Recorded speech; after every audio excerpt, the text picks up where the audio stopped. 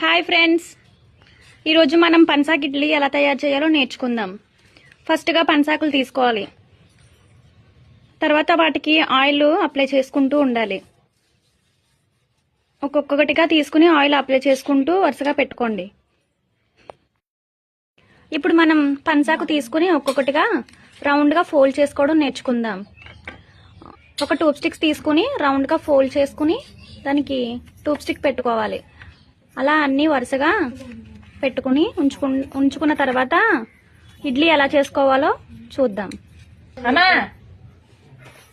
ఇప్పుడు మనం ఇడ్లీ ఎలా తయారు చేసుకోవాలో చూద్దాం. కొంచెం కొంచెంగా వేసుకుని స్టఫ్ చేసుకున్నట్టు వేసుకుంటే సరిపోద్ది. ఎక్కువ వేసుకోకూడదు, పొంగుతుంది కాబట్టి జాగ్రత్తగా కొంచెం వేసుకోవాలి.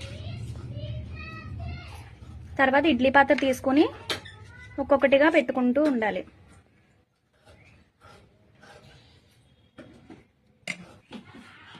ఇలా అన్నీ నీట్గా వరుసగా సర్దుకుని పెట్టుకోవాలి. తర్వాత బౌల్ మీద మూత పెట్టేసుకుని ఒక 10 మినిట్స్ కుక్ చేసుకుంటే మంచిగా ఇడ్లీలు రెడీ అవుతాయి. ఇప్పుడు మనం ఇడ్లీ రెడీ అవ్వడం చూద్దాం. వావ్, పొగలు వచ్చేస్తున్నాయి. చూడండి ఇడ్లీ ఎలా రెడీ అయిపోయిందో. ఒక్కొక్కటిగా తీసుకుని కొద్దిగా చల్లారిన తర్వాతన వాటిని ఉన్న పిన్నులు తీసుకుంటే నీట్గా ఇడ్లీలు వచ్చేస్తాయి.